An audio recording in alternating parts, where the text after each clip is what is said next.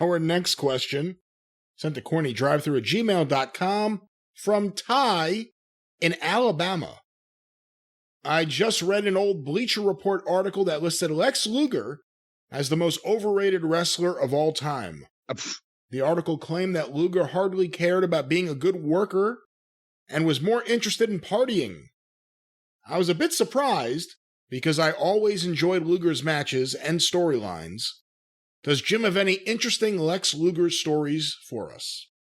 Well, first of all, that's the reason why that I don't know anything about Bleacher Report or whatever, but even some now like Sports Illustrated with this website business, it used to be you used to have a experience and a background in writing, reporting, whatever, to write for Sports Illustrated as a magazine or Time or Newsweek or whatever. But now everybody, I guess, can just get on the websites and just contribute articles, whether they know anything about the topic or not. We've discussed this the other day with whatever that was on Sports Illustrated. They tried to call an article about wrestling. Oh, the Bret Hart thing.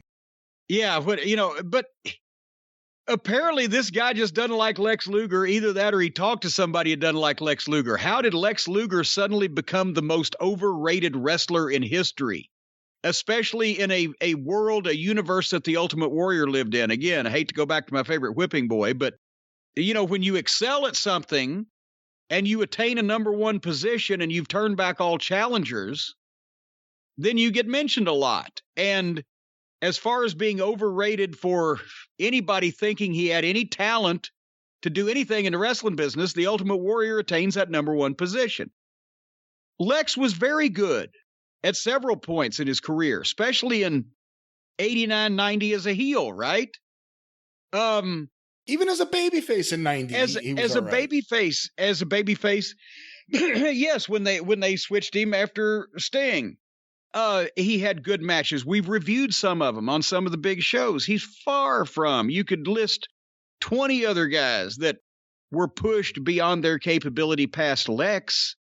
Another thing, the go out and party guy, for most of Lex's time that I worked with him in Crockett, and then early in the Turner era of WCW, and really until the mid-90s when things started going south, Lex wasn't a going out and partying guy. He was married. He had a wife. He lived in Charlotte.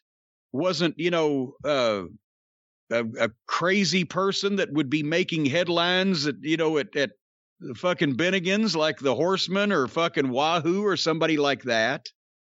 He did put work in to be better, both in the ring and in his promos. We've mentioned he had shortcomings as a babyface. He didn't connect with people.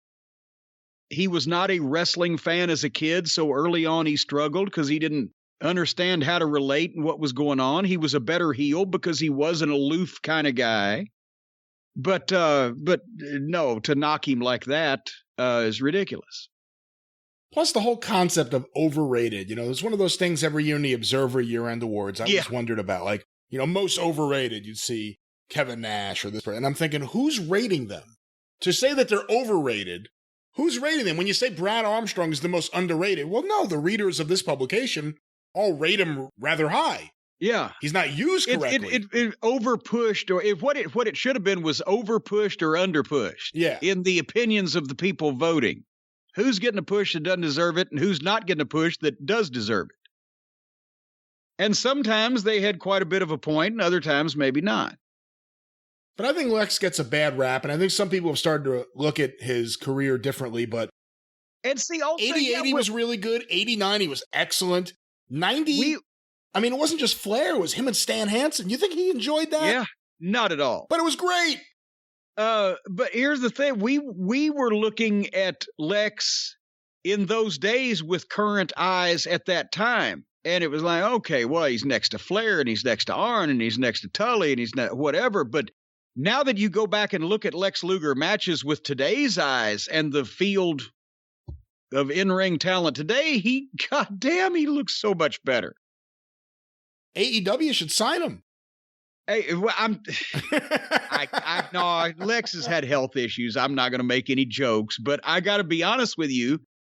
if 1990 Lex Luger was around right now, he would be one of the highest paid, biggest stars in the business. He isn't in the WWE Hall of Fame. How big a grudge did Vince hold against him from walking out in 95 and being on that first Nitro? Pretty big. Pretty big. He is one of the people that is probably going to be inducted posthumously, if that. I don't know that they've not come to any agreement, nor has Vince seemed to be on his tail to do so far. So I guess that was the timing of that. That was a bit surprising. I remember being surprised at that when I was sitting there watching it in Knoxville. I was like, well, shit, I bet they don't know this is happening. Because I just seen him at the previous TV taping, right?